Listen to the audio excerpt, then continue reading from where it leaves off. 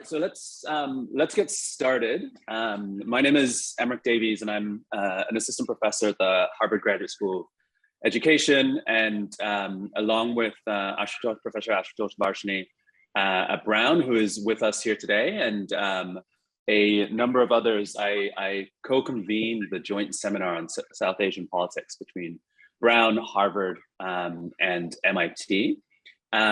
This is the final seminar for the calendar year, and we're delighted to have Zuheir Desai here from IE University in Madrid.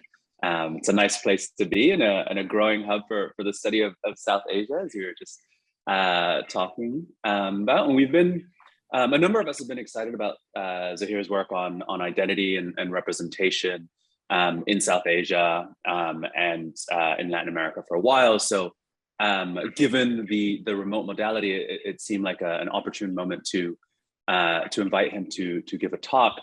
And he's had work on representation published in the AJPS, Political Science Research and Methods, and the Quarterly Journal of Political Science. And today he's going to be presenting a paper on gender quotas in Japan, whether gender quotas can impact accountability. And after Zuheir presents for about 40 or 50 minutes, we're also excited to have Tanushree Goyal here, who is currently a postdoc at the Weatherhead Center at Harvard University, and will be joining the faculty at Princeton University in January, is that right? Or in next academic year, Tanushree? Next academic year. Yeah. You might want to ask people to mute themselves. You have some disturbance coming, yeah? No, I think we have everybody muted now. But okay, Tanushree will provide discussant remarks before we'll open it up for questions. So without further ado, I'm going to turn it over to Zuheir, and we look forward to the presentation and the conversation. Sounds good. All right. Can everybody see my slides? Yes? Awesome. All right, let me just start my timer so that I ensure that I don't go over time. Thank you so much for this invitation. We are very excited to present our work here. This is a project that was conceived right before I left Rochester, and it is a project that is ongoing. So your feedback will be extremely valuable. So thank you very much for this invitation. So gender quotas have been pivotal in the increased political representation of women around the world. And just to give you some basic numbers, from 13% of national legislators at the end of the 20th century to about 25% today. These quotas exist in about 73 countries at the national level around the world, and in many more countries at subnational levels. And there have been two approaches to gender quotas, and technically they differ in terms of electoral regimes. So in proportional systems, usually quotas reserve a share of party lists for women. And in majoritarian or single member district systems, they reserve a certain number of constituencies where only women can run for election. So quotas have been widely studied given their vast impact on political representation of women. And most of the existing research either focuses on the descriptive effects of these quotas, that is, whether quotas do their intended job and lead to increased numbers of women representatives. And then there is this other branch of the literature that looks at the subsequent translation of descriptive representation to substantive policy representation by women. But by changing the electoral arena, quotas surely affect elections as well. But the interaction of elections and quotas has been a relatively understudied phenomenon. And in particular, the impact of quota policies on electoral accountability is unclear. That is, how do quotas affect the ability of elections to hold politicians accountable? And obviously from the title, you can guess that the focus of this talk is about electoral accountability and the effect of quotas on this. So what is it exactly? What is accountability? There is a vast rich theoretical literature in this field, and this literature identifies two channels or two ways by which elections lead to accountability. So first, there is the channel which I will call discipline, and I will refer to these terms discipline and selection often. So let me just start with a basic introduction. I will formalize this later on in the talk. So elections incentivize politicians to work harder in the interest of their constituents. So that's discipline. Second, elections select better candidates over time. They select politicians that have better traits that are useful for the populace at whole. So this second channel is called selection. And I will define these more formally as the talk proceeds, but keep in mind these two channels because I will be referring to these throughout the talk. So given this definition of electoral accountability, making politicians work harder and selecting better politicians over time, can gender quotas affect accountability? And if yes, how exactly? And this second question, the how question, is really the focus of our paper and of this talk. And in this paper, what we do is we bring together theory and we bring together some novel data from Bombay to investigate this question. Now, Bombay is the financial capital of India, and its local government reserves 50% of its 227 seats for women candidates only, because it's a single member district system, as we know in India. And these reservations are determined by a publicly conducted lotteries, and therefore is randomly allocated amongst the set of seats. And for these reasons, this is a very apt case to study.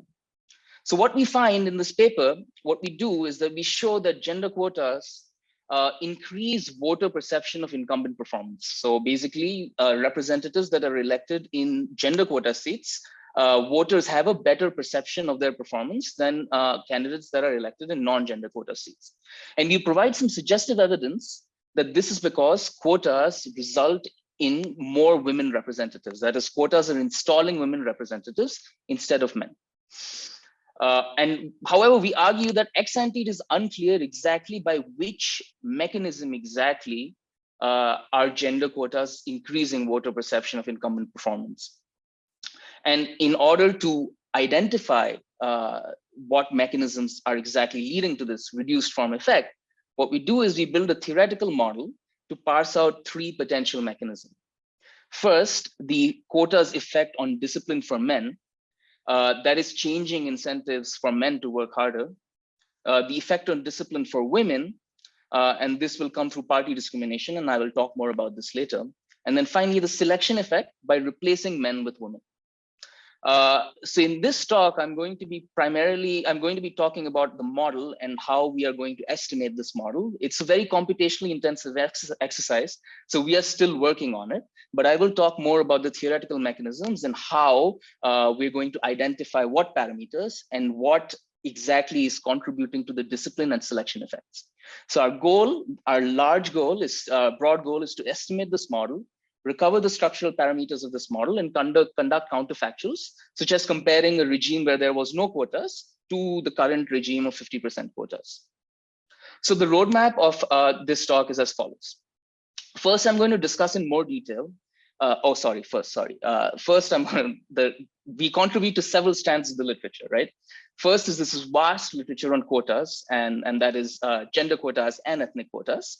A lot of the work has found that quotas increase the descriptive representation of women, not just at the level at which quotas are introduced, but also at higher levels where perhaps there are no quotas, which is the case in India. There are also some papers that talk about what Duflo and Chattopadhyay call the dynamic effects of quota. And we will be primarily focusing on the dynamic effects of gender quotas on electoral accountability, which in general has not been touched upon much by the vast literature on quotas around the world, but also in India. And therefore, we build upon the electoral accountability literature, both the theoretical literature, which I talked about a little, about identifying the selection and discipline effects, but also the empirical literature, which looks at term limits to identify these selection and disciplining effects. And even though quotas can lead to term limits for men, they don't result in term limits for women. And because sometimes they're randomly allocated, they don't really have any hard term limits attached to them. And as a result, what we're doing is we're using a structural model to identify these mechanisms. And in doing so, we contribute to the nascent literature on structural models of electoral accountability. Now, most of these models focus on America because they have hard 2-period term limits. Ours is one of the first, is in fact the first application to a developing country in this class of models. And we're focusing on a more difficult and technically challenging environment because, as we know, in India, there are no real term limits. And even though quotas act as term limits for men, in Mumbai's case, they are attributed randomly. As a result, they are probabilistic term limits. It's a difficult technical problem, and we are contributing to this literature by showing how we can really estimate models of this kind. So the roadmap is as follows. First, I will discuss in more detail the case of Bombay, and introduce the data that we use for our project. I then present results from a reduced form analysis, where we look at randomized reservation to look at the impact of quotas on perceived outcomes of perceived performance of incumbents in Bombay. I then show a model that we construct explicitly to identify the different mechanisms behind this reduced form result that I show in section 2. And I discuss the estimation strategy of the model, how to identify the parameters, and talk in some detail about the counterfactual experiments that we will run. So just to begin with the institutional details, we focus on the case of Bombay, as I discussed, and more explicitly, the Brihan-Mumbai Municipal Corporation, more widely known as the BMC. So Bombay is the financial capital of India with more than 13 million citizens in its metropolitan area. And the BMC is one of the most important local bodies in India. It has broad responsibilities: housing, land use, planning, schooling, public health, trash removal, etc. And there are high stakes because its budget is equivalent to 3.86 billion US dollars. In terms of its political structure, it's a quasi-parliamentary system. There are 227 seats, so Bombay is divided into 227 districts. And each of these districts, each of these constituencies elect a member corporator that is elected by the plurality rule, or first past the post. And these legislators are active in the municipal legislature and in the 24 ward committees, because Bombay is divided into 24 administrative wards. So the 73rd Constitutional Amendment in 1993 introduced mandatory women's quotas in local government. To start with, 33% of seats were reserved for women candidates. And in later years, many states, including the state of Maharashtra, I mean, now all states, but there was staggered implementation of the 50%. They increased this 33% quota to 50%. And in the time period of our analysis, whatever time period we are considering, 50% of BMC constituencies were reserved for women. And these quotas don't exist at higher levels, for example, at the level of state and the central governments. And local bodies have significant discretion on how these quotas are allocated. So in Bombay, these quotas are randomly allocated through publicly conducted lots. And this randomization has been used by many to identify the different effects of quotas. And we will also be leveraging it ourselves, but in a markedly different manner. And we will see how exactly later.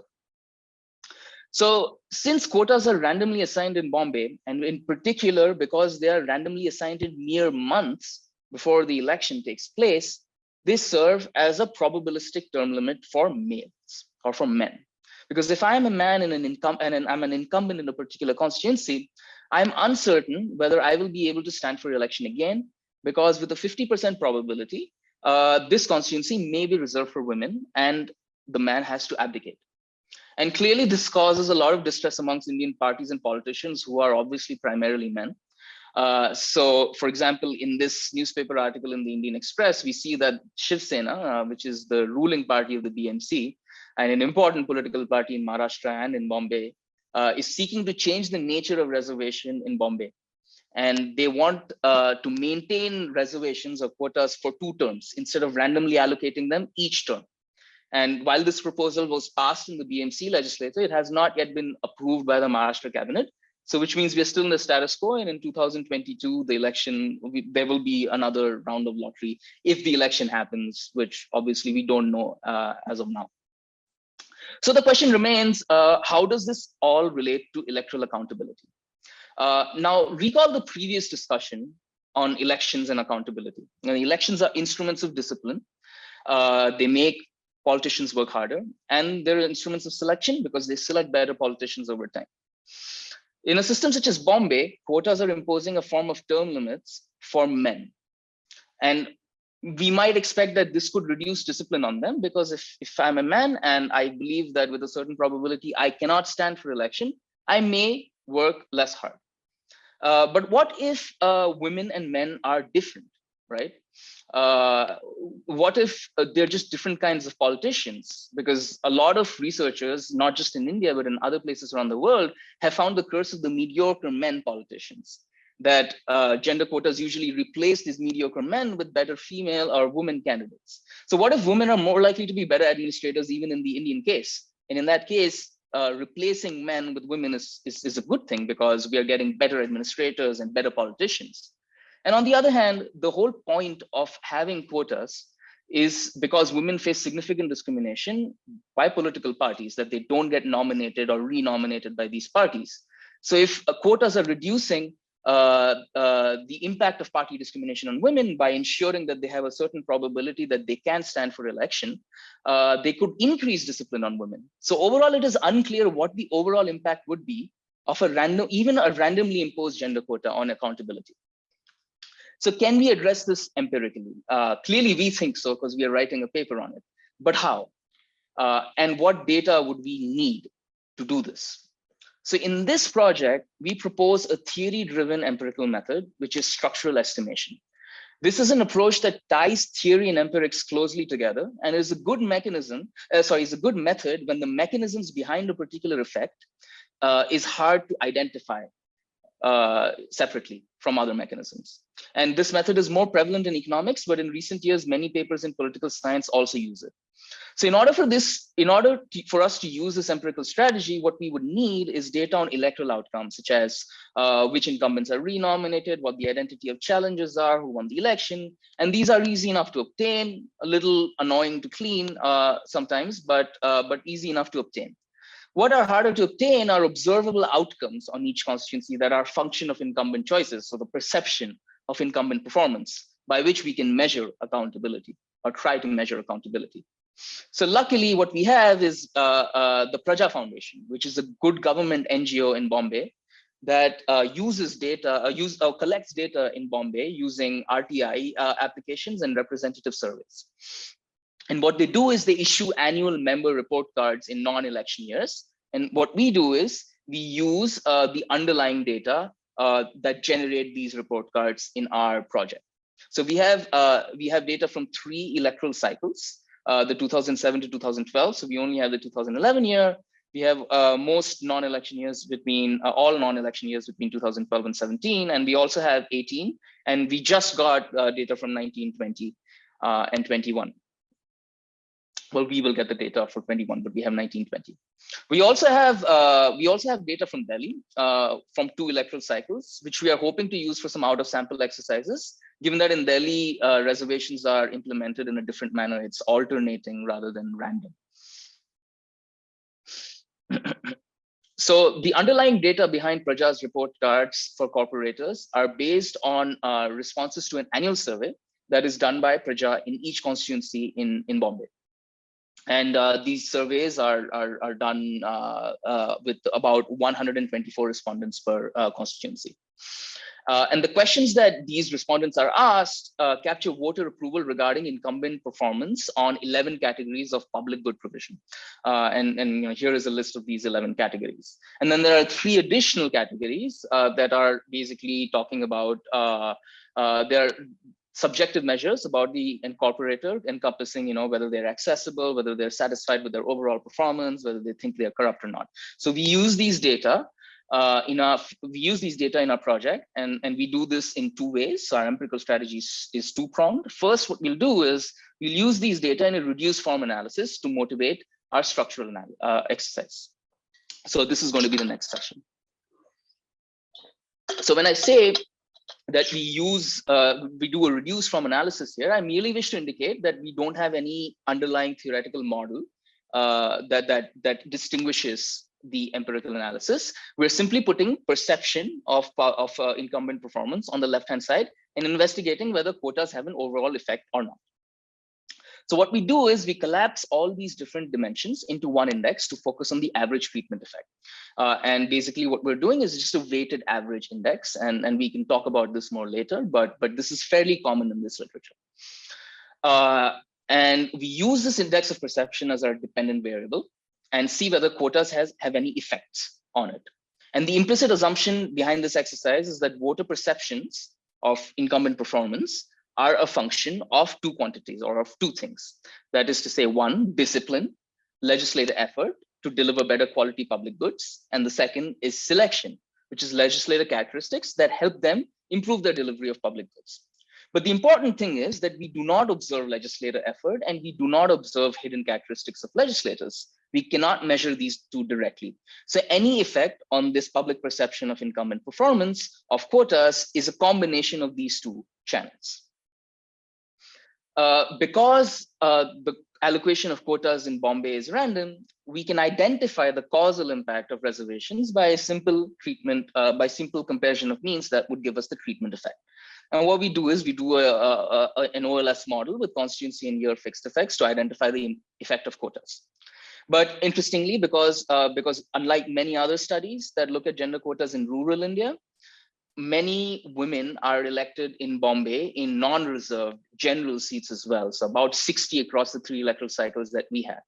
So this allows us to make some additional comparisons that are not as well identified as the quota estimation, quota model. So some of the comparisons that we are making is we're comparing men versus women that were elected in non-quota seats, so in non-reserved seats. We compare men versus women that were elected in reserved seats.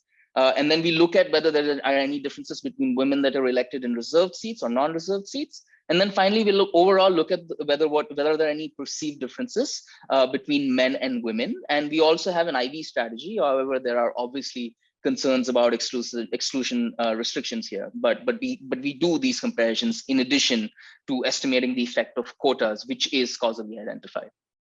So what do we find?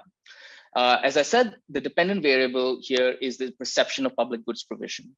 Now, the first column here basically is just doing a simple comparison of gender quotas, and we see that there is a positive effect of quotas on public good perception of public good provision. When we look at gender quota women versus men that are clearly in non-quota seats, we see that there is a positive association. Of course, none of these 2 to 5 are identified, and there are questions about the IV regressions anyway. But what we see is that there is a positive significant effect. If we look at the women in non-quota general seats, there are not that many of them. There are some, which is why the number of observations is dropping so much. But we see that while there is a positive coefficient, it is not significant. But if you look at the women that are in gender quota seats and in non-gender quota seats, there is no real discernible difference between them. And again, the number of observations is much lower because we're just focusing on the women here. And when we look at men and women in general, so here basically the women category includes both gender quota women and women that were elected in non-reserved seats. And then this positive effect is also being replicated here, not well identified, but it is here. And then when we do an IV regression using quotas as an instrument for women, we find that there is a positive effect and it's marginally insignificant here. So overall, there is some suggestive evidence that gender quotas cause better perception of public good provision, and some suggestive evidence that this may be because these are driven by differences between men and women. And this is important because the candidates that are being elected in gender quota seats and in non-gender quota seats are actually significantly different from each other. And in general, they are less criminal and they are much younger. So basically, gender quotas are introducing a new class of candidates, and assuming that if we assume that criminality has some sort of a negative effect on public good provision, this may not be the case, obviously, but one could make that particular case. There may be some sort of a selection effect. So just providing some context to the reduced form results so far. Quotas seem to have a positive effect, right? But why? Our results don't really allow us to answer this question so far, because there are 3 potential reasons if we think about it in the context of electoral accountability literature. Either men are working less hard than women. This is the discipline channel. Either women are better than men, and this is the selection channel. And there are some differences between the gender quota candidates and non-gender quota candidates. So there potentially could be a selection effect, or it could be both, that men are working less hard and women are better than men. But so far, our results do not allow us to identify which exactly is the case. And furthermore, it is unclear how quotas lead to the first point. It could be the case that men are working less hard than women, but why is it the case? Because if we look at the 2007-2012 cycle, we have some raw renomination probabilities here. So if there is a man incumbent and his constituency is subsequently reserved, obviously never renominated by his party. But if you look at unreserved constituencies, if there is a man and his constituency is not reserved in the subsequent election, the raw numbers suggest that this man will be renominated by his party, so he will be given a ticket by his party to run again at about 41% of the time. Now, a woman incumbent, after her constituency is subsequently reserved for women only, this woman, or the raw numbers suggest that women are renominated half of the time, 50%. So not much, there's not a big difference between 41 and 50%. But if there is a woman incumbent and her constituency is subsequently not reserved, then this woman has approximately a 16% chance of being renominated by her party, suggesting that there is a significant discrimination against women, even though women are not technically term limited, because they can stand in general seats and they can stand in reserved seats.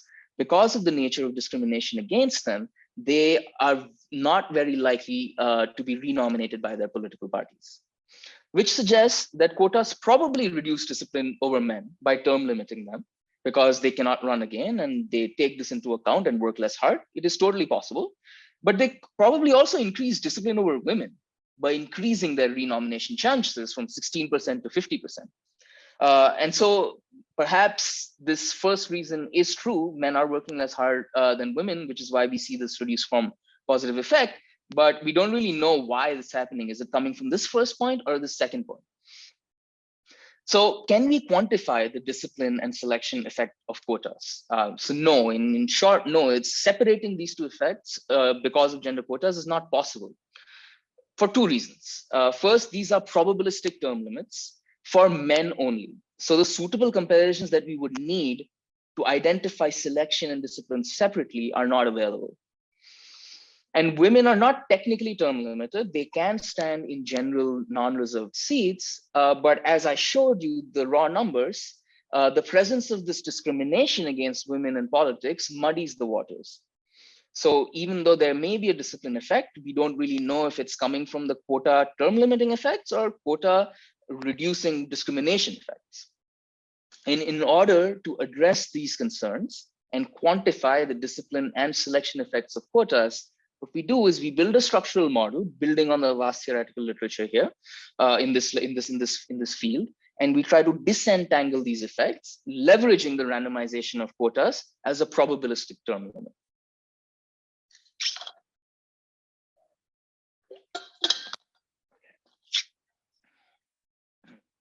So why are we using the structural approach? The previous discussion, I showed you what the reduced form effect of the quotas were and discussed what could be driving that result and why we can't really identify the mechanism that drives that result. Suggests that we need a theory-driven approach. We need to rely on theory to try and understand what what mechanism is driving the result. What we do is we take a structural approach, which is one of the ways one can take into account theory into empirical strategies. And what this approach does is this approach explicitly models politician and voter preferences. And essentially, there are three advantages to this approach. Because first, the theory is going to drive the identification strategy.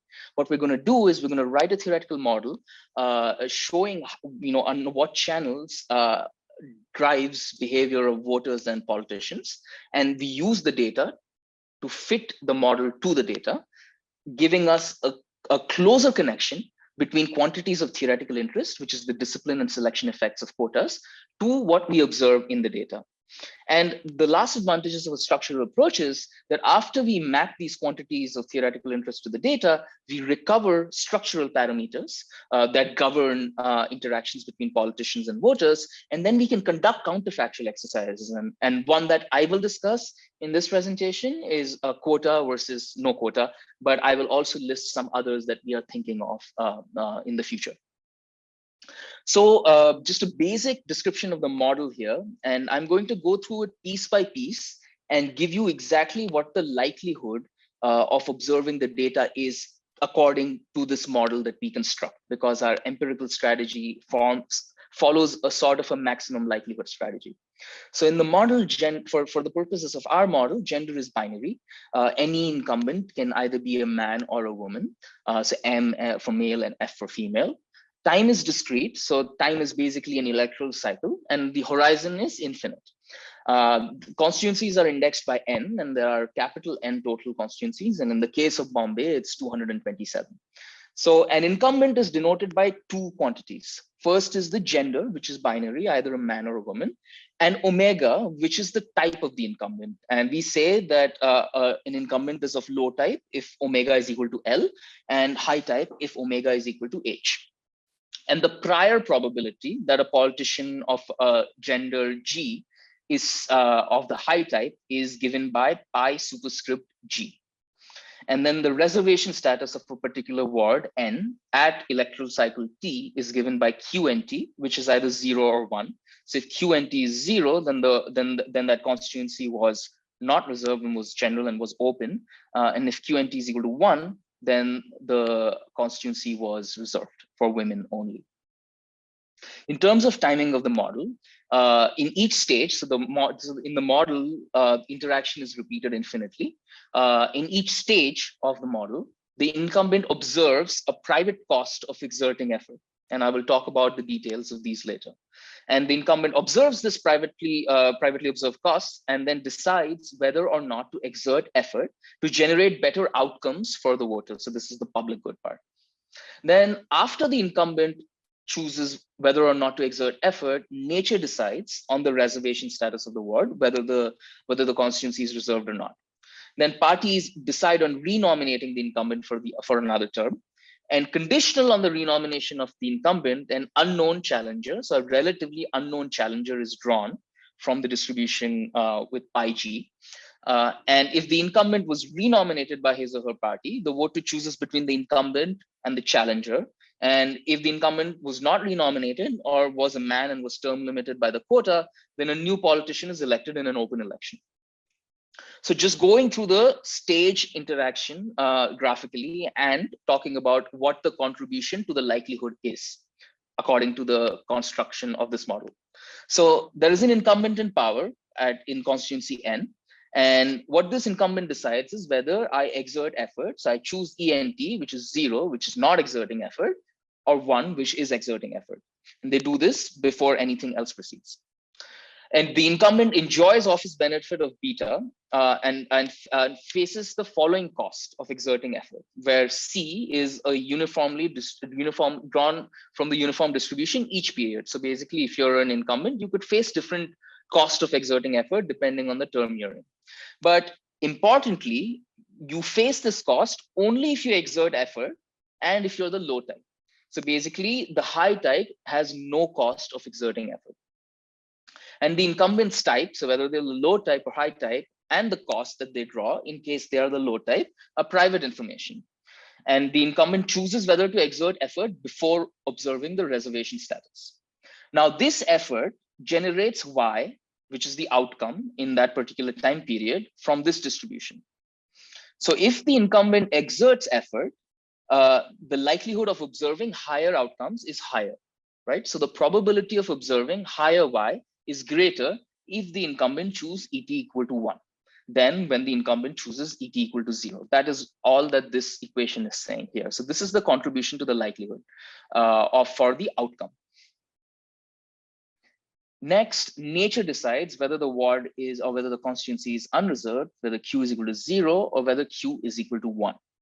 And this, because in the case of Bombay happens, well, because there's a 50% quota, we assume that both these events are equally likely. So with probability half, nature reserves the constituency for women.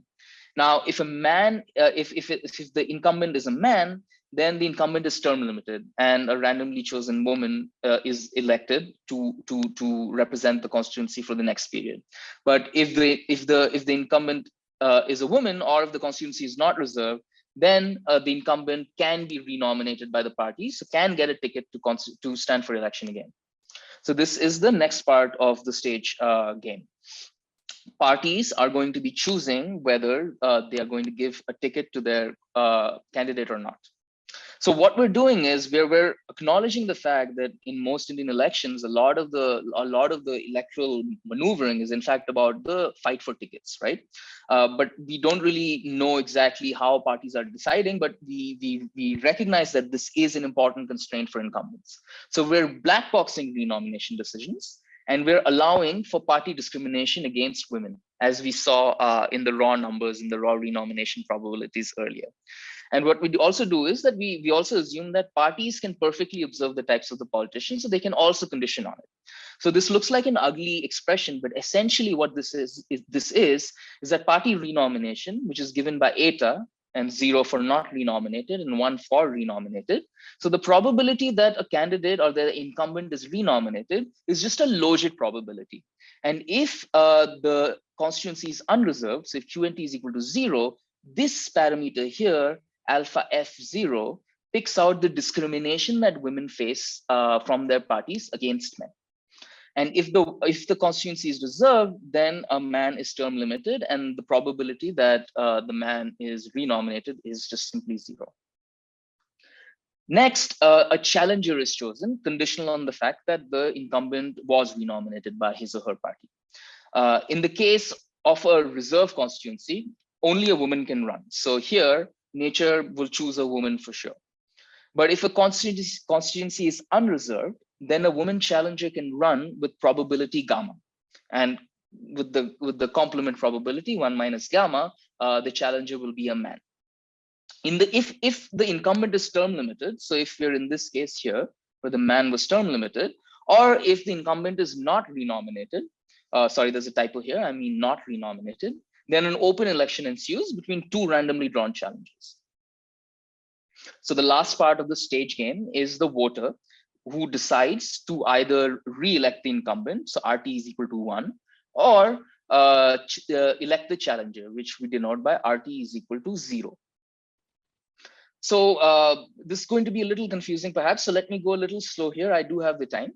So suppose at a particular electoral cycle, the voter believed with probability B0 NT that the incumbent, the person who is in power, is of the high type. So we assume that the voter uses all available information in order to make her decision. And what is this information that the voter has? The voter has the realized outcome. So the incumbent decided to exert effort or not. This probabilistically generated some outcome. And the voter also observed that the incumbent was renominated by his party. So eta equal to 1. So the voter uses these 2 pieces of information to update her beliefs about the incumbent's type, but how likely it is that the incumbent is of high type.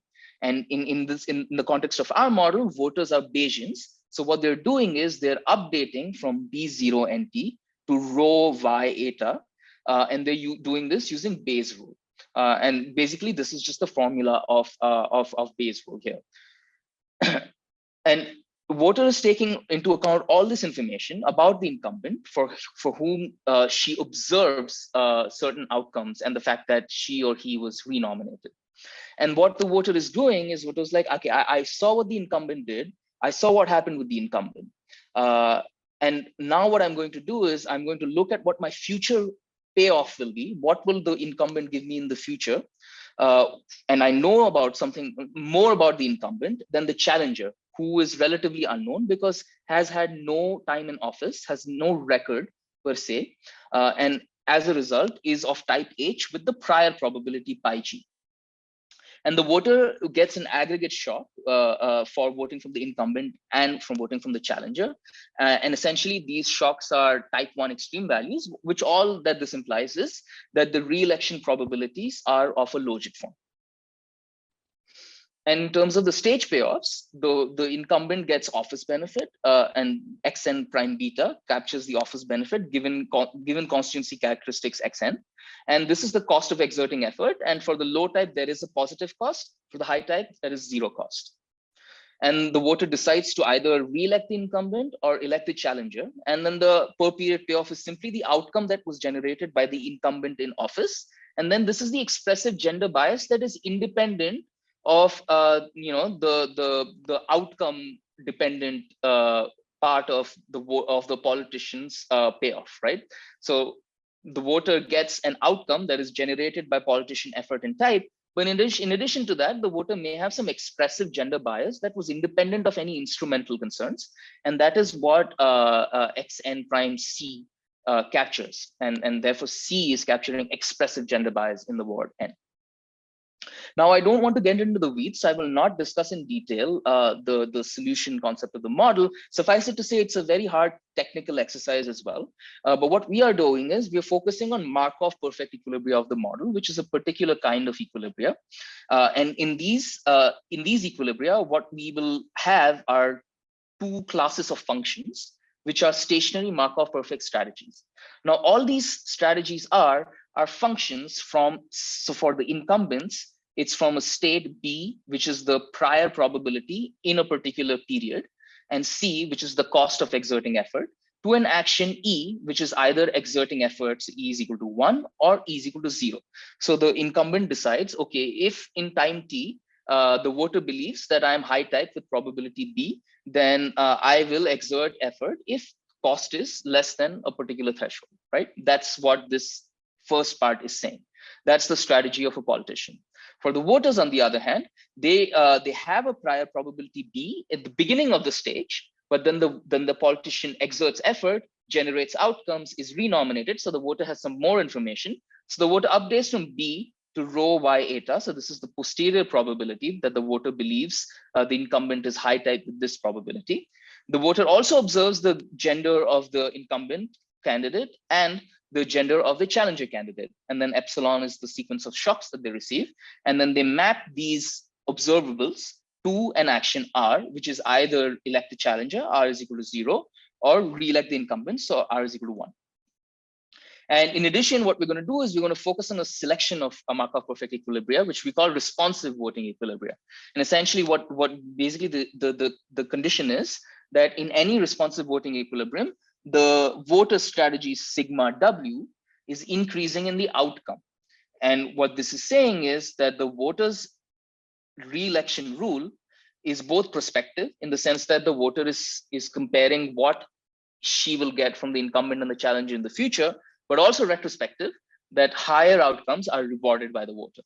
And as a byproduct, it also simplifies things for us, because in any responsive voting equilibrium, a type H incumbent always exerts effort. So basically for them, the sigma H of M or F type candidate is always 1, right? That's what this responsive voting equilibria gives us. So I'm going to briefly discuss the estimation strategy of this model, identification, and what counterfactuals and how does this help us answer the question at hand. In terms of what we observe in the data, we observe the outcomes, which is from Praja's representative surveys. We observe which constituencies are reserved or not. So these are the Q and Ts. We observe the gender of the incumbent, who was a sitting incumbent. We observe whether this incumbent was renominated by his or her party or not. And then finally, we observe the genders of the top 2 candidates. And in case the sitting incumbent is renominated, we also obviously observe their gender. And then we observe the election outcome. Now, I talked about the likelihood of observing all of these given the context, given the structure of our model, right? So our estimation strategy is going to be on form of a maximum likelihood strategy. Now, the one thing that we do need to take care of is that the voter beliefs in each period are endogenous, right? They depend on what happened in the past in terms of outcomes and in terms of renomination. But we can trace these back to prior beliefs, pi, through Bayes' rule, as well as the outcome and the renomination. which means that in our estimation strategy, we are going to be focusing on first-time incumbents, and then we're going to be tracing their performance and their renomination back to their first term and precisely estimating the pies. So our strategy is to simply maximize the likelihood, which was, I gave you the individual components of this likelihood in the previous section, subject to equilibrium constraints. That is, subject that the voter and the incumbent strategies are in equilibrium. And these equilibrium constraints are basically included as constraints inside the maximization problem. So essentially, our estimation strategy is a constrained maximum likelihood problem. Now, where are we getting identification and what are we identifying? So first, the most important thing, and I will talk about this in just a minute, are the priors of being high type for a woman and for a man. And this is going to be one of the most important structural parameters that we will be estimating. And the variation that we are using to identify this is just the first term outcome and the subsequent voter response, and then stretching to the any subsequent terms that the incumbent is renominated and re-elected. The office benefit is through this beta parameter, and basically it's just a diff and diff of sorts of term limited people to people who are not term limited, conditional on the characteristics of the constituencies. And then the outcome distribution, so that's the mean, the variance, and then the scale parameter, how much effort actually increases outcomes. This is from observed citizen perception, so this is from the data that we get from Praja. Alpha, which is the coefficients on the renomination probabilities, is directly from the renomination decisions, conditional on pi, because the parties are conditioning on the high type or low type. Gamma, which is the probability that we see a woman challenger in an open seat or as a challenger against an incumbent. This is directly observed in the data because we know whether a challenger is a man or a woman. And then finally, C, which is the voters' gender bias, expressive gender bias, independent of instrumental concerns. This we get by looking at elections that pit a man against a woman, conditional on the types of these candidates. So this is the variation that we are using to identify these parameters inside the model. So this is how our estimation strategies is going to progress. Now, just before I conclude, I talked about the reduced form results that quotas seem to have some sort of a positive effect on people's perception on candidates that are elected in quota seats. Now, what could be explaining this results? Now, I talked about the pies, which were the prior probabilities of a woman and a man being the high type, right? And in fact, these probabilities are contributing to the selection effect. Because if pi f is higher, then in general, we expect that women are going to be giving higher policy outcomes because they are going to be exerting effort in every time, in every period. On the other hand, discipline is coming from the strategies, sigma, of the low type candidates of either the men or the women, right? And there are two modal cases. The first case is that men work harder. So their sigma is just higher for all prior probabilities B than for women. Or it could be the case that it's B, which is that women work harder in general. So sigma LF could be higher than sigma LM for all prior values of B. We don't really know. I mean, probably the true estimate, when we recover structural parameters and we recover these equilibrium objects, it's going to be somewhere in the middle of these two modal cases. But what explains our reduced form results is a combination of these two, right? So for example, suppose pi f is significantly higher than pi m. So for whatever reason, women are just significantly better in terms of their characteristics than men and are always exerting effort. In that case, it doesn't matter if we are in case A or case B, we will see this reduced form result that I presented earlier in the presentation, that quotas increase perception of public goods provision in the eyes of the voters because women are just better than men. If pi f is close to pi m or smaller than pi m, then in fact, what is explaining our reduced form result is this case B, that for whatever reason, pi lm and pi lf are structured in this manner, that pi lf is higher than sigma lm is lower than sigma lf, which is the strategy of the low type candidates, right? But what also our approach allows us to do is doing like actually looking at a counterfactual world where there was no quota. So there was no quota regime altogether, right? And here also there are two potential effects. Because depending on gamma, there will be fewer women. If there's no quota, then there will just be fewer women that are being nominated by parties and renominated by parties, as we had a look at the raw renomination probabilities earlier on. And if pi f is just significantly higher than pi m, it means that having no quotas is actually going to have worse policy outcomes, because quotas would have selected more women, and these women would have been just of much better characteristics than men, and would have always exerted effort and increased policy outcomes. But the absence or presence of quotas also affects discipline on men and women, because quotas impose a term limit on men, which means that they dampen the sigma LM. So the sigma LM with no quota is probably higher than sigma LM with quota. And our empirical analysis will identify exactly what the magnitude of this effect is. But on the other hand, if we recall, in non-reserve constituencies, women were very unlikely to be renominated by their parties, which means that quotas are increasing the disciplining effect on women. So low type women, in the presence of no quotas, or in the absence of quotas, would probably not be exerting a lot of effort, and quotas give them some security, some electoral security, increasing their effort, and therefore increasing the discipline on women. So ex ante, it is unclear exactly what effect is happening, but because of our model and of our empirical strategy, we can try to quantify these effects. So just to discuss and conclude, and I am right on time, we started with a question, with an interesting and kind of ambitious question: how do exactly gender quotas impact electoral accountability? In a reduced form analysis, we find that gender quotas are associated with higher voter perception about public good provision. And we found some suggestive evidence that this is probably being driven by differences between men and women. But we don't exactly know from this reduced form analysis why exactly this is the case. And what we do is we propose a theory-driven structural approach to identify three mechanisms. The first is the term limiting impact of quotas on men, so reducing the discipline on women. The second was reducing the effect of party discrimination on women by giving them some more electoral security. And then selection effect by replacing men with women. And depending on if there is any difference in characteristics between men and women, there would be a selection effect, and our structural approach would identify that. Now, the next steps are to estimate these structural parameters. And here I must apologize a little bit because we did not have these results because this is a very computationally intense exercise. This is a very technically difficult model to write and also estimate, and the analysis just takes too long to run. So we have not actually been able to recover the structural parameters yet. But I did hopefully show you how we can use these structural parameters. We can do counterfactual welfare analysis by, for example, as I showed in this presentation, quota versus no quota. But there are other counterfactual welfare analysis which we can do, which is, for example, 50% quota versus 33% quota, which is what the original quota policy was about.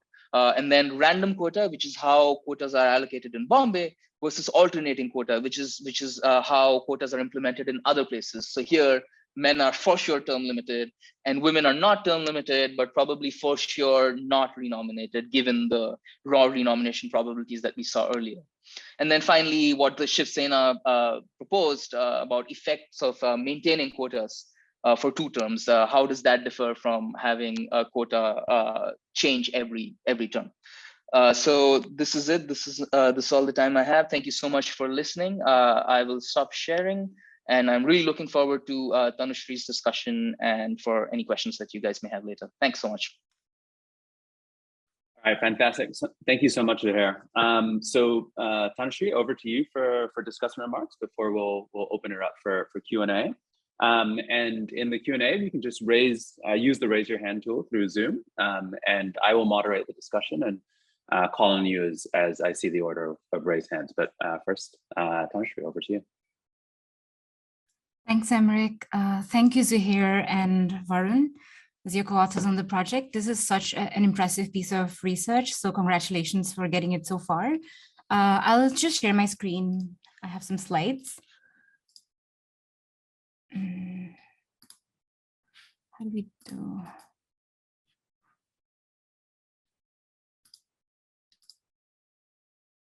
Okay, so it was really a treat to read this piece of scholarship. And as you know, the paper is titled "How Do Gender Quotas Impact Accountability?"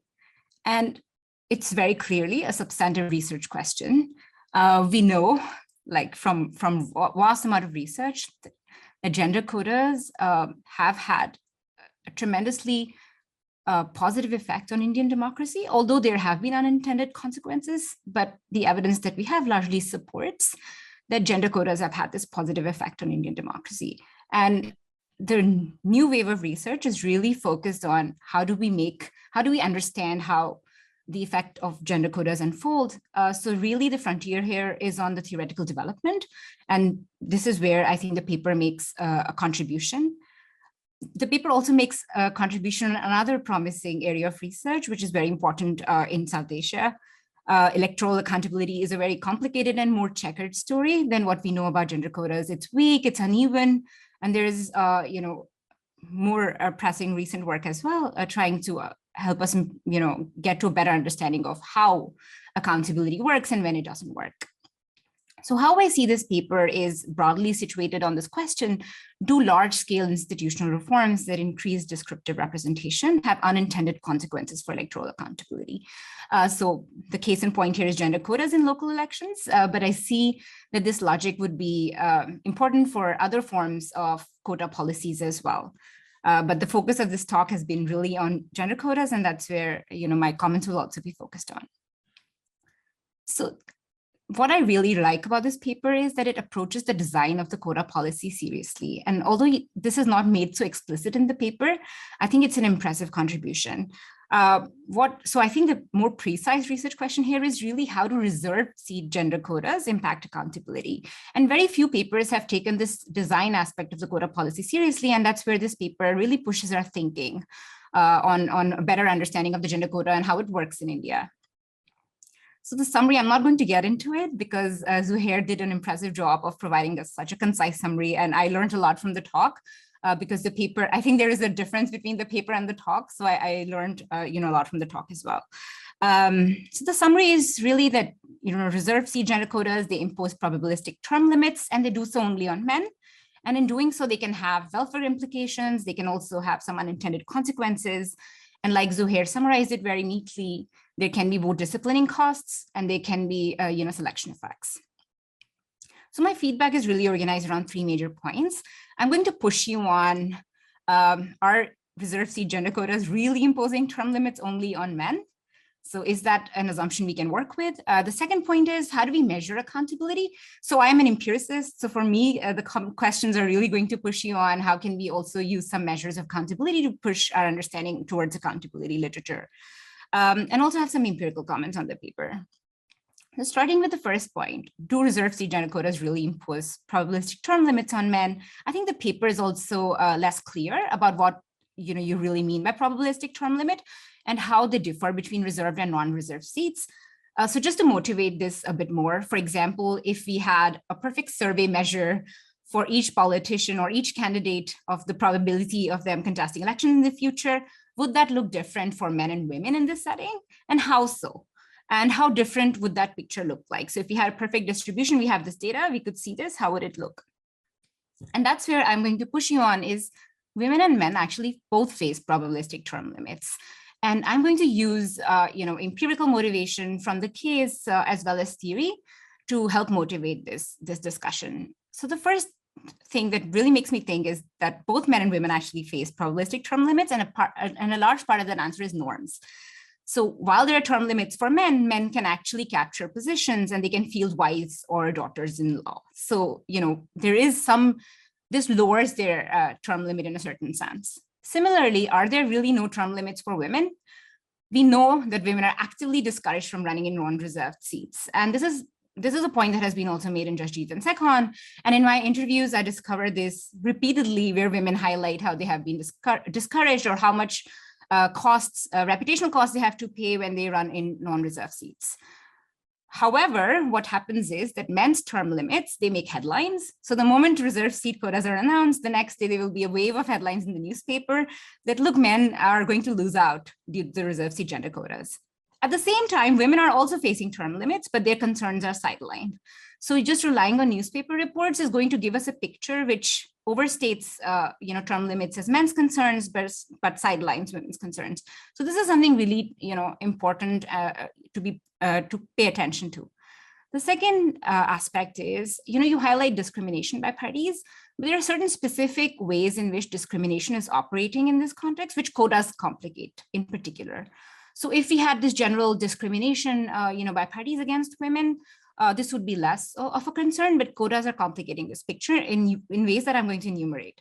So the first one is that local politics is really an unequal pathway to power. So what happens in the local setting is that while local men politicians have higher rates of political career progression, so they have an exit option, so they can progress upwards. However, even when women depend more on local politics, their rates of career progression are lower. So this is what I find in the case of Delhi, and I wouldn't be surprised to see this in Mumbai too. Similarly, women are less likely to rerun and are less likely to be renominated by parties. And quotas again complicate this disadvantage in interesting ways. So for instance, parties often choose to outline policies saying that we're not going to renominate any incumbent in quota elections. So a case, example is the BJP in the 2017 municipal elections. They decided a month in advance that they would not give tickets to any sitting incumbents or their family members. This policy was quite strictly adhered to, but even then, it had more cost for women than men. So while they implemented the policy roughly to an 80% degree, I would say, but what happens is that women cannot field their husbands to as much a degree as men can. Women also do that, but not to the same extent. So such policies have disproportionate effect on women. So in that sense, women's priors about their ability to contest elections are much lower, given this sort of treatment by parties that is complicated in quota elections. And the fourth point is really that quota policy design is itself an additional source of ambiguity for both men and women. And as you highlight also, you gave examples that unlike in cases in rural India, where term limits are known in advance, in urban India, the reservation policy is often released close to the elections. And incumbents therefore don't know if they would actually be able to recontest, or no candidates, just in general, citizens don't know if they can become politicians in particular seats, right? So both men and women citizens are not aware of their ability to contest in future elections. Moreover, in Delhi, seats are not rotated, so that's an error in the paper. It's because policy of reservation changes each election. It means that both men and women don't know whether they can contest elections. So there's another, because of the design of the policy, both men and women don't know. In fact, parties don't know. So I've been talking to, we're trying to design an intervention around municipal elections in Delhi. And even now, none of the ruling party or the AAP or the BJP know which seats will be reserved. And this affects both men and women. So women who are discouraged from running in non-reserved seats, while men also don't know if there would be an effective, reservation in the seat where they're based at. And because everyone is territorially located, it's harder for people to contest in other constituencies. So this is where I'm curious to hear your thoughts on. And I think it's actually an advantage for you that these contextual features exist. Although I can imagine that this is more complicated for the structural model, it introduces very specific things about the context that make it much more appealing, as a theoretical contribution. The second question is really, how do we measure accountability? And this is more empirical in nature. So I do see that you're trying to contribute theoretically to the accountability literature, but my feedback is that you can also make an empirical contribution here by looking at certain different measures of accountability than you currently do in the paper. For instance, my first question is, do citizens engage in more or less retrospective voting in reserved seats? And you can investigate this using the data that you have. So in constituencies where the incumbent's performance is poor, does the incumbent party lose its vote share? You can focus on party level outcomes, and you can see whether quotas moderate this relationship. So that way we know if the citizen side, of the citizen's bargain of accountability is being held differently in quota and non-quota seats. Again, using a Praja data set on objective measures and seeing if councillors that can rerun, that have a lower probabilistic term limit and do expend higher effort, do they have a higher chance of, do they secure higher vote share, for instance? So you can move us forward towards more citizen citizens' enforcement of accountability here. In terms of selection effects, I'm very curious to know what you think happens to citizens who choose to run or not to run. So do quotas also influences who runs? So apart from incumbents, what about citizens? So supply side dynamics remain unobserved using electoral or party data. So for example, men who may decide to exit, or women aspirants who are discouraged. And the reason I'm bringing this up is because there are also party activists that exist in both spaces. And a lot of my work focuses on what is happening with women and men party activists. And we don't observe them in electoral data. We don't observe them in party data, but they are active. They get discouraged from the political process. So I would be very curious to know what selection effects could occur through changing the supply of politicians. And I think that's another area which you could focus on. I was also expecting to see some more rigorous competence measures, and I'm totally on board with you because I know those are much more limited in India as relative to Sweden. However, I would still push you to use some information from the Praja dataset because it has some good measures. However, they would be all, I exactly don't know in which year they're measured, but perhaps you could use the first year measures of competence in some way. The final point is really, it's unclear to me as of now what your empirical results are really doing. And I think you highlight that very transparently in your presentation. So you mentioned that we are black boxing this entire process and we are only focusing on the reduced form results. And rightly so, because solely using performance measures is clearly insufficient here because there are so many explanations for these observed results. So it's not really clear if you're observing term delimited effect of quotas on these outcomes, but so many different things that have nothing to do with quota policy per se. My empirical comments are really about that I would request a clearer explanation of the quota policy. So I was confused how exactly quotas are implemented in Mumbai versus Delhi. And I've spent a lot of time trying to understand quota policies in different cities and in different settings within India. And there are important nuances which might matter for your theory. So for example, in Mumbai, quotas are randomly drawn through a lottery process close to elections, but I wasn't sure if they are from within the constituencies that have not been previously reserved. So there are certain aspects of the quota policy that further, change the probabilistic term limit. So it would be important to have clarity on that these are not important or these are important in these ways. So and the second point is really about using Praja data and its limits. So the Praja survey data is not representative at the constituency level because they do not select survey sites where respondents are interviewed. It's non-random. So they basically go to, crowded areas such as marketplaces, railway stations, and they intercept people in those locations to interview them. So I would urge you to also use objective data. You have it in your other working paper, which would help you preempt this problem. The other thing would be that you could report balance tests. So could you show us, that there is balance on reserve and non-reserve seats amongst respondents? So I think that would be very helpful in allaying any concerns because I don't see that the treatment should affect this. So in that, just showing it would be very helpful. There are additional robustness checks and I don't want to spend too much time on them, but they're listed here for your use. Also, the empirical section was incomplete, so I'm sorry I do not have more comments on that, and I'm not an expert on structural models, but I hope this information would be helpful to pin down the structural model more rigorously in this context. Thank you. I really enjoyed reading the paper. All right. Thank you so much, Tanushree, for those wonderful comments. And I'm going to take advantage of my position as chair to follow up on some comments from Tanushree before letting Zuheir and Varun. You should also feel free to jump in at any point before opening up to wider Q&A. And like Tanushree, I'm also an empiricist and not a theoretical modeler. So I had some questions around the context and the empirics, and hopefully pushing you further in the reduced form. In ways that I hope will inform the structural model.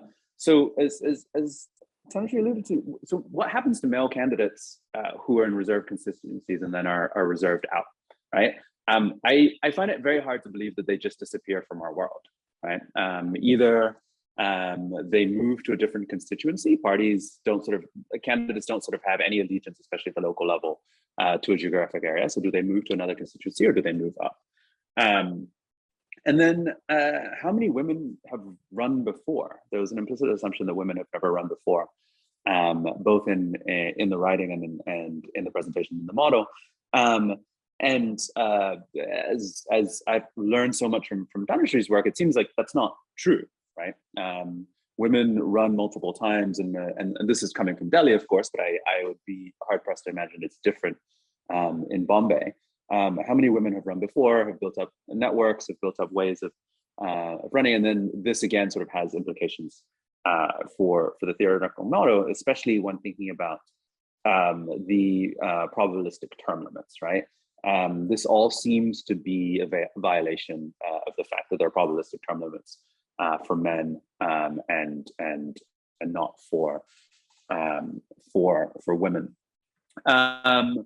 I'll give you both a chance to respond now, and if anybody else has questions, please use the raise your hand tool, and we'll begin to field further questions. All right, thanks. Thank you so much, Dhanushri. Those are very great comments. And if you don't mind, maybe you could share your slides with me at some point. Yeah, so I think that was a very important point. So I say probabilistic term limits for men, and you're absolutely right. This is exactly what all the noise is always about. But I hope that in my presentation, I got across the point that women are also facing significant constraints when it comes to running for office and rerunning for office, because only 16, in our data so far, we only see that 16% of women whose seats are subsequently not reserved are given a ticket by their parties. So it's not zero, but it's pretty small, considering that they are incumbents and they're associated for whatever reason with higher public good outcomes. But I guess we should probably change the language more. But yeah, women are also facing constraints, and we try to incorporate that through the renomination decision, arguing that even though quotas are technically only removing men directly, indirectly they are helping women stay. But I think we should probably be more clear in the language in the paper. So thank you for pointing that out, because you're right, men and women are both facing term limits, and we are mostly talking about the men, and that's not our intention. So I will change that, and I will do that. In terms of measuring accountability, so I think one of the contributions of this paper is to provide a measure of accountability, because a lot of, it's hard to measure accountability in reduced form, especially in India, where the data, are not usually available. There's general paucity of data. So what we are hoping to do is try to construct a model to give us estimates of accountability. And that's coming from those I parameters. That's like the selection accountability. And then when we back out equilibrium strategies, because the idea being that once we estimate the model, we get those structural parameters, we can actually see what these sigma functions look like. So we can see, how men and how women are putting an effort or not, according to what the data says in the context of our model. So obviously it's like internally consistent. Is it externally valid? We don't know, but we are hoping to do some counterfactual exercises and hopefully some out of sample exercises using Delhi. And maybe Varun is here, so maybe he can answer if he has any other questions, but a lot of your comments were very well taken, and please share the slides with me, and we are hoping to incorporate these in the next version of the paper. As you said, it was a preliminary draft, but thank you so much for these detailed comments. Appreciate it very much. I have two things. So thank you for the Delhi bit. I think we should not say rotating. You're absolutely right. It changes every time. We'll think of the goal was to kind of do an out of sample check on because we are sure of the internal validity because of the model. So we just wanted to see if there is any out of sample validity to the estimates that we will be generating. But we will change the language around that. And another aspect that you mentioned is also, which we've thought about, but which was not in this draft, which is men replacing with wives or daughters-in-law that you mentioned, right? So we are doing one exercise, and we hope to kind of let us know if this makes sense. So this is again very loaded term, right? Because only if what happens is if in a constituency, if there's a woman and a man, and in the subsequent election, if the person's spouse or like family relative is mentioned, that switch is always identified as in this term which people use as proxy, which is a very kind of an unfair term in our opinion, because we see in Bombay there is a reverse switch also, when there is a woman and then there is a man who runs in the next, and that person is never referred to as a proxy. So what we are trying to do is at least get a, there will be a robustness check, because the quality of data in this case, we don't know if a way to get it perfectly. If you have any thoughts on that, we'd really appreciate it. So what we are kind of doing in one of our robustness checks is collecting this data and treating the entire family as one, as if they are running in every election as one unit, which is a very poor way to do it, but this is something that we are thinking of. So if you have any thoughts on that, this is something that we've thought about, but unfortunately we have not been able to kind of think of other ways. So your thoughts on that would be greatly appreciated. And thank you for the comments on the reserved seat gender quotas effect. That is a very kind of, it's a very small detail, but I think it's a very important information, that how do reserved seat quotas affect accountability. We will see how we can kind of incorporate that language also in the paper. But I hope the two things that I kind of spoke about are kind of at least consistent with what you were getting at. Yeah, sorry, I forgot about that. Yeah, we are looking at the dynastic. We're still working on that. We're like going through the history of the candidates, looking at their affidavits, see who their husbands and wives were, and trying to figure out who are spouses. And the idea being that in the structural model, what we would do a robustness check. We would assume that they were the same candidate. And as Varun said, we see often go from woman to man, but also from man to woman. So we're observing both of these changes in our data. And then, can I respond to you, Emeric, now? Because yeah, so a lot of the times when they are term limited, or when for whatever reason they don't stand elections, we are keeping track of people who are running in neighboring wards. And the robustness check here would be that if these wards are truly next to each other, then maybe the information about this candidate has been transmitted to that part. So basically what we're saying is that the prior probability of that candidate being high type is the X posterior probability from the previous word, if that makes sense. So essentially there's some sort of a continuity for that particular candidate. So we will be running those robustness checks as well, and we are keeping track. There are not that many. A lot of them do disappear.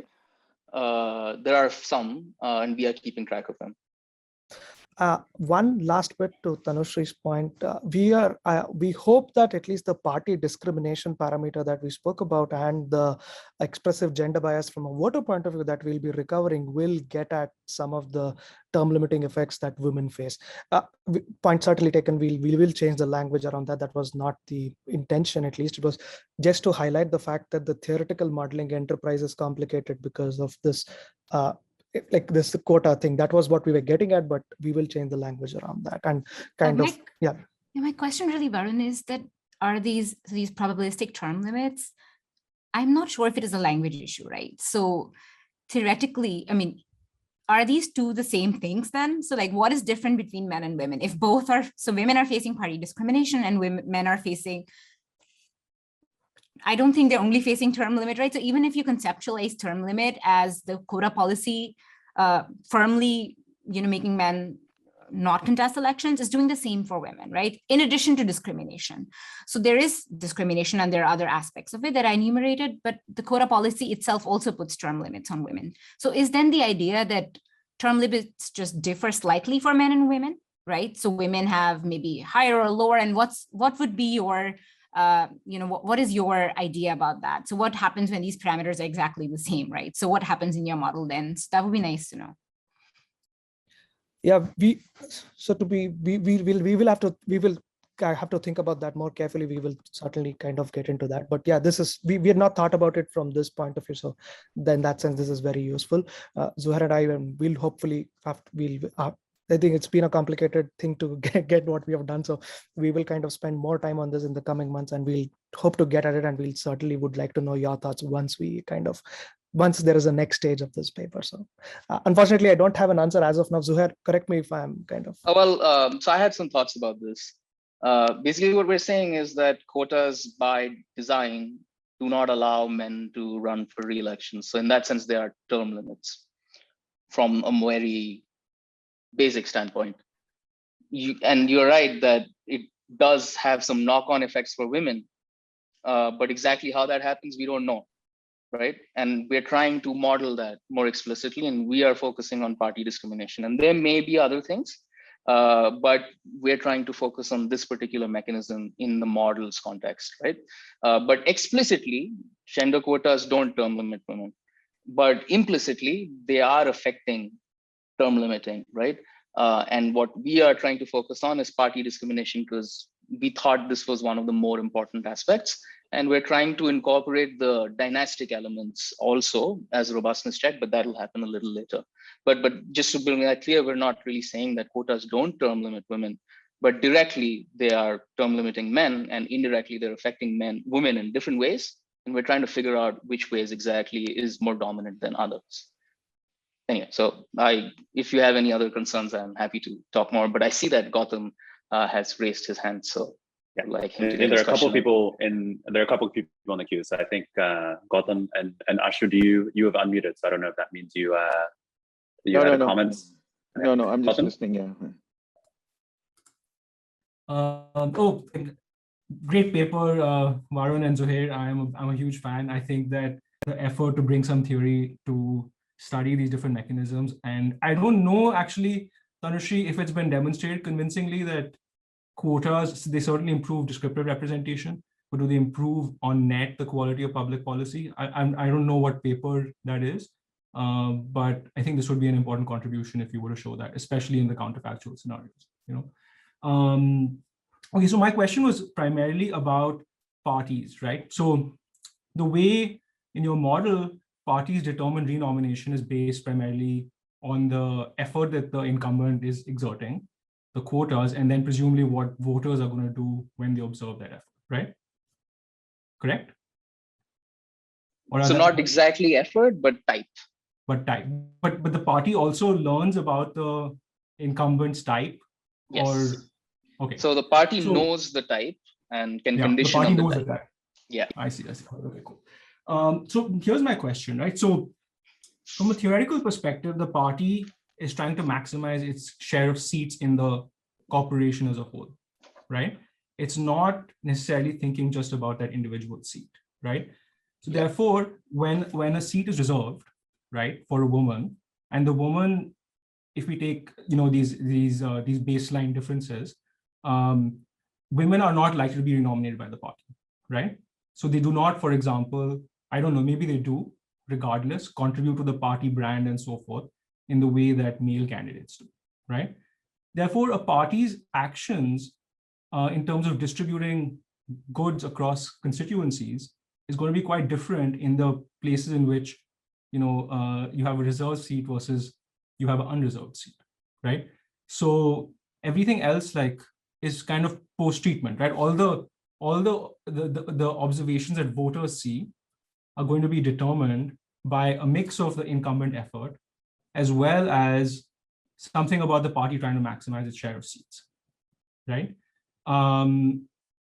So what you might observe, for example, is that now this would be inconsistent, presumably, with women actually doing better, right? You would expect then women to do worse. But I wanted to hear a little bit more about, how, and I think this is a common issue with RD designs in general, where, you have a politician of some kind because, of a certain type being re-elected or prevented from running and so forth. Because of course the parties are going to make strategic decisions based on that as well. And it's not just the incumbent who's shaping the outcomes, right?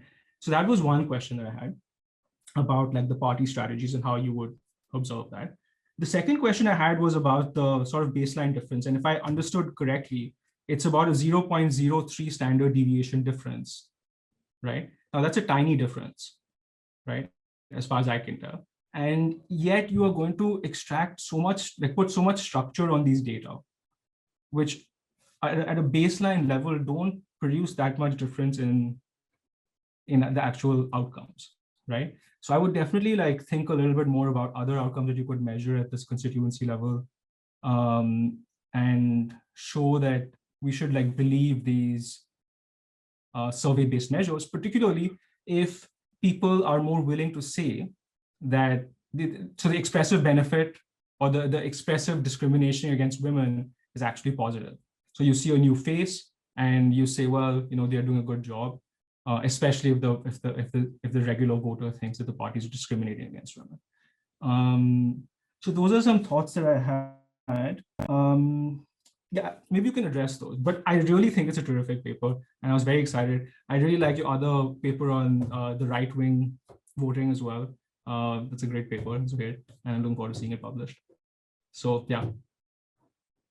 Thank you so much, Gautam.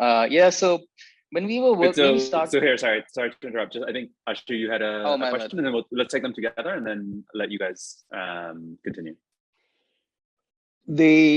Our team is on urban governance. Governance research is also working in Mumbai, and maybe you have included this in your analysis, but our research cannot imagine provision of public goods in Mumbai without factoring in the role of the municipal commissioner.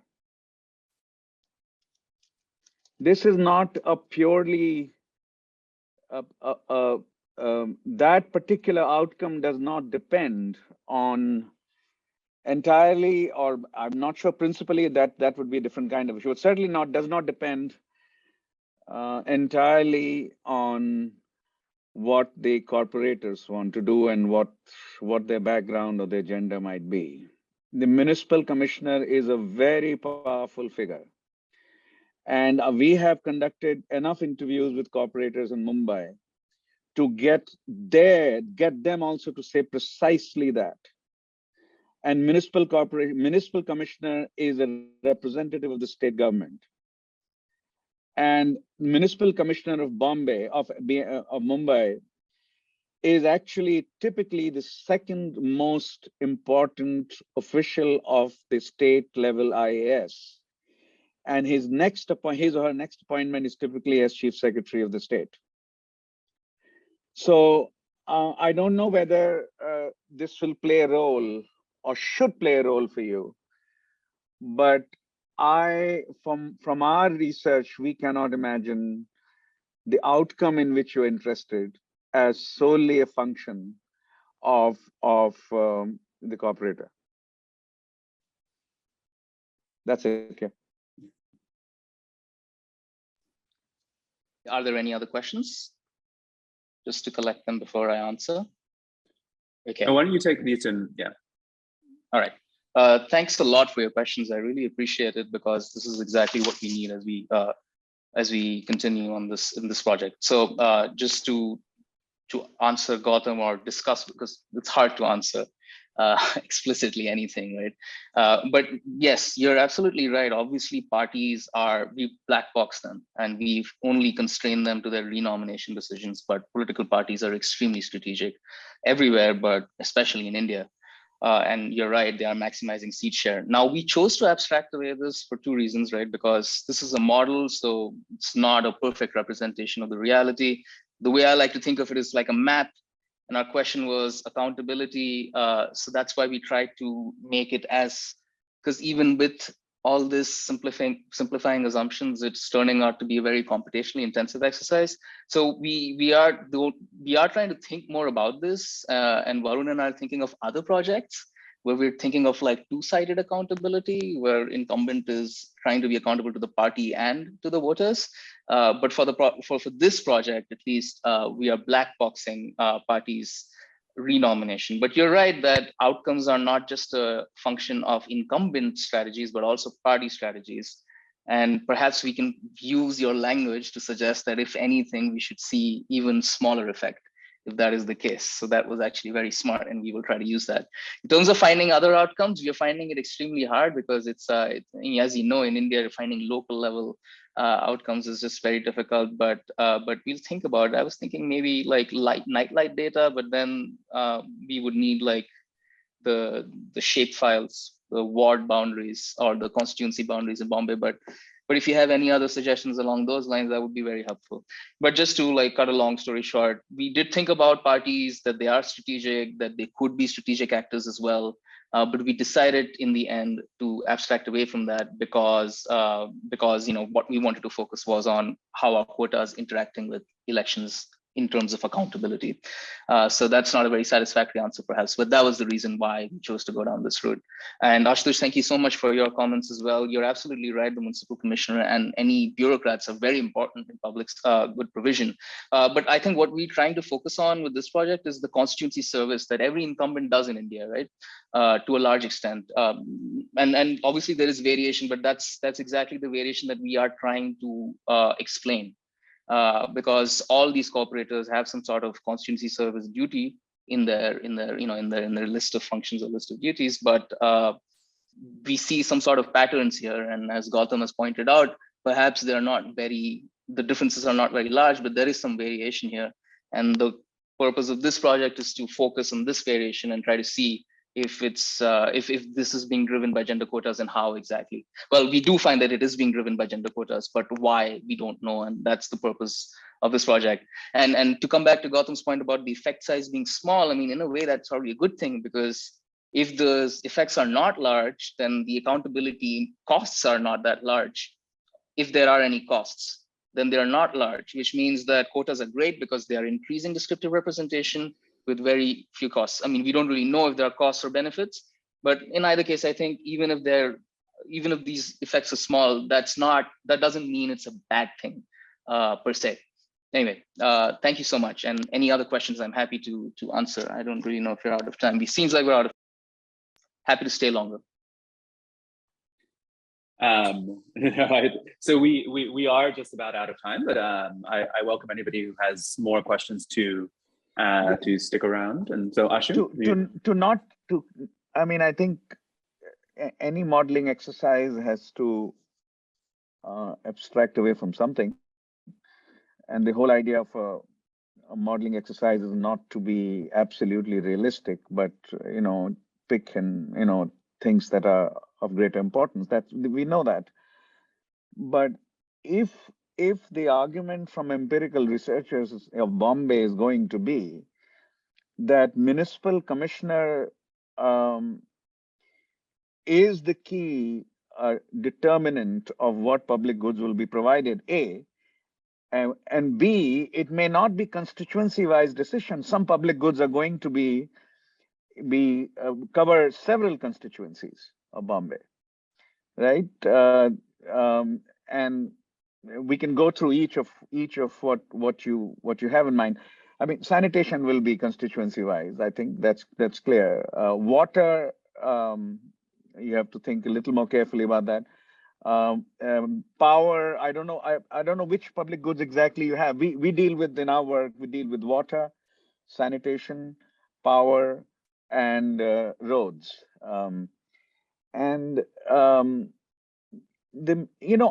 haven't met a single corporator in Bombay yet, not even mayor, who would not tell me that he is very heavily dependent on the municipal commissioner, who is typically a very senior IS officer.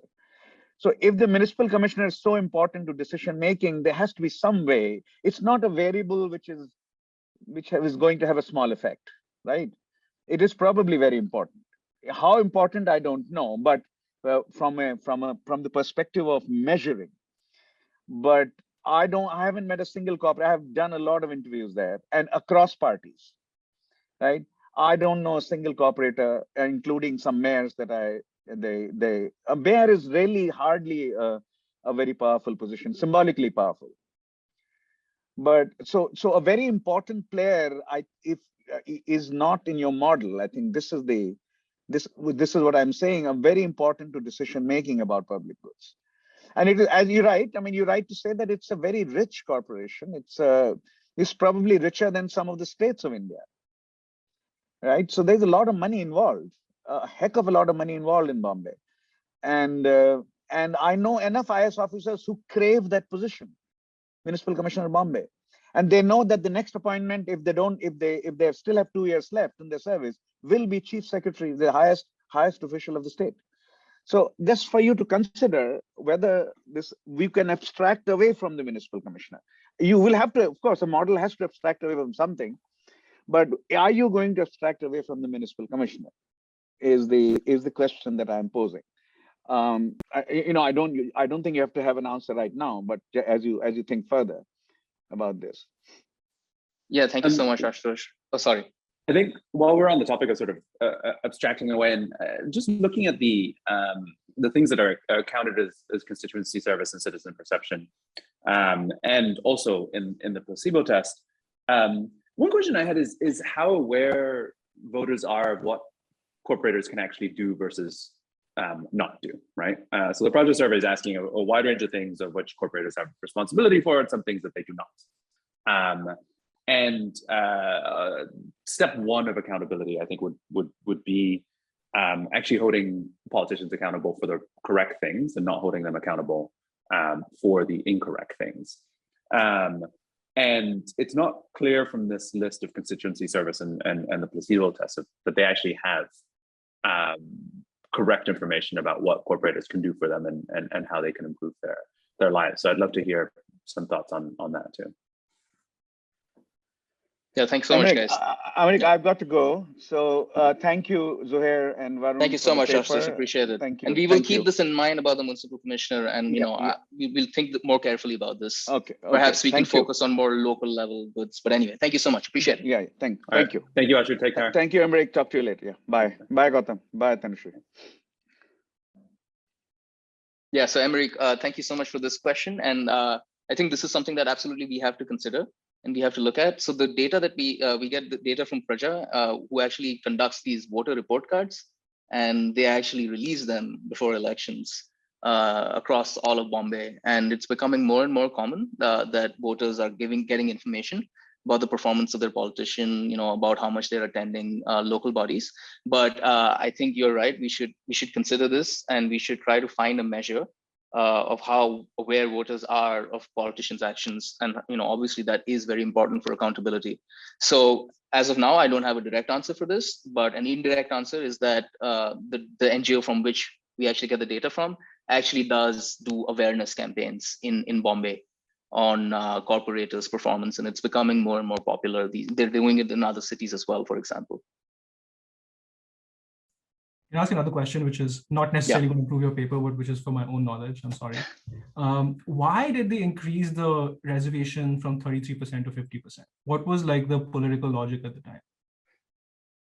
I think maybe Varun is probably more well suited to answer this because he has a much more stronger understanding of the case at hand. Varun, I have an answer, but I would like to defer to Tanushree on this because she's worked on the ground in Delhi also. So correct me if I'm wrong. I think the first state that did that was Bihar, and they increased it to 50%.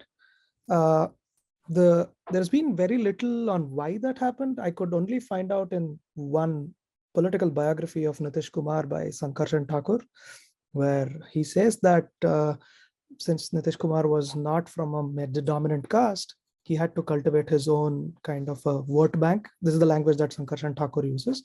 And he was of the opinion that it would be women and other backward castes that would form his vote bank. This is, again, very little by evidence on what that happened.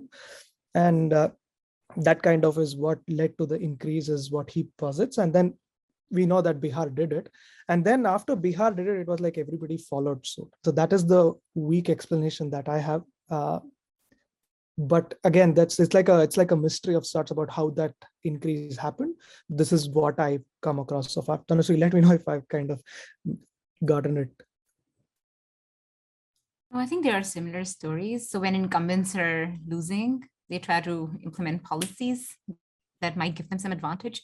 It's not necessary that they're very informed about how much of an impact that decision is going to have, but if they have beliefs that this will, they will do it. And it was the same case in Delhi with Sheila Dikshit implementing the policy in 2012. I just want to say something to Emrich's question. So, and also I probably will help you, Zuheir and Varun. So we ran the survey on attribution in Delhi and in Ghana, in Accra. Found exactly the same results. Voters are very smart. They attribute quite well. The attribution was the strongest in local elections. It's very clear clear. People know who's providing them sanitation and garbage disposal. So they're in general, across elections, national, local, state, a plurality of voters are able to, attribute accountability for services. So in that way, that domain, voters are smart. So I'm changing my answer, Emeric. You should look at Tanushrী's paper. So actually, I think I'm on board with that. And I've done similar things in Delhi with education, and they're very, very good at attributing education and who's responsible between like municipal and Delhi government schools.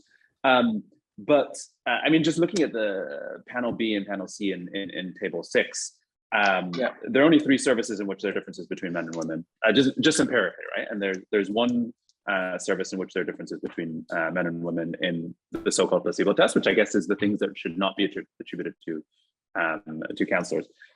So I guess part of this is just like how much information, back to sort of Gautam's question, how much information you're deriving from differences between men and women on your measures of accountability here.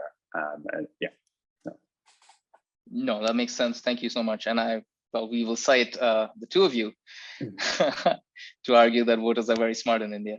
And which also kind of gives us more, like sometimes we also see that when we make this assumption that voters are being Bayesian, we've seen some pushback on that, and we can use this evidence to kind of back that claim that voters are using all the information to kind of update their beliefs. Again, this is only to motivate the theoretical part of it, but I think this provides us with like evidence from multiple contexts, right? Delhi, Ghana, and other parts of India. So I think that we should certainly use that while we say that the voters are Bayesian.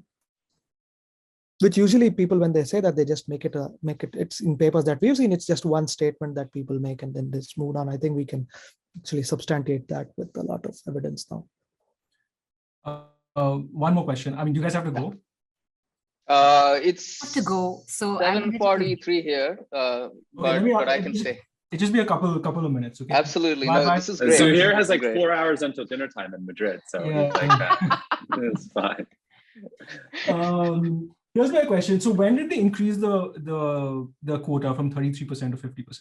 2011, the decision was made, and it happened in the 2012 onwards. Like the election was in 2012, and they did it in about March 2011. Okay, because what we would expect, right, if your model is correct, is that men would reduce their effort, engage in more rent seeking, and women would increase their effort from 2007, right? Yeah. I don't know if you have the pre-data on anything, like, but any outcome, right? Yeah. Which you can observe, even like attending. That is actually a good one. Operation. That is actually good. So I'll tell you what we have and what we don't have. So the data that we use for the structural exercise starts in 2011, which is good because it's not polluted from previous expectations. But the bad thing is we can't directly do what you do. But and Varun can correct me if I'm wrong, but I think we have complaints data from previous before 2011, right? The only thing is these complaints are aggregated at the administrative ward level. So there are about 3 to 5 6 constituencies in each like ward of 24 wards of Mumbai. But we can maybe aggregate them and do some sort of a reduced form analysis to see whether there was a change between 2011 and previous years. That maybe we were seeing more complaints in 2011 from wards where there were more men. Right. So maybe we can do that, and that might be good. So that's a good point. That's a very good. Also, I have to say, Varun, why the quotas were adopted, I think that's really something worth investigating. Like what is it? What is the strategic logic? Fair enough. Because I have not seen, and so many papers have been written about quotas now, and yet I never hear even the constitutional amendment, like maybe there's a political economy story that's out there somewhere and I've just not come across it, but typically there's just a lot of hand waving at the start of a paper about so I don't know, something more than this. So point that's a valid point. I mean, future research, etc. Not for this paper, I'm just saying. Just one small thing, actually. I think you guys mentioned the 73rd amendment, right? For Mumbai, for Bombay, it would have been the 74th. That is 74th, correct. 73rd was the rural, 74th was urban bodies, yes. Thank you. Okay, guys, great to see you. And, all right. Thank you. Thanks so much, guys. this Appreciate it. this Thank is you for the just like invitation. parlor chat now. But thank you both of you and Zuheir for presenting, and both of you for coming. This is, I think a number of people said this, but this is super exciting. And I'm Thank you. Appreciate it. looking forward to see when you guys manage to sort of estimate Thanks. the structural model. I look forward to seeing those results. Absolutely. We'll well. make sure to share with you guys. Absolutely. Yeah, Thank you so much again absolutely. for the invitation. Have a All good right. rest of the day, guys. Bye. Bye. Take care. All right.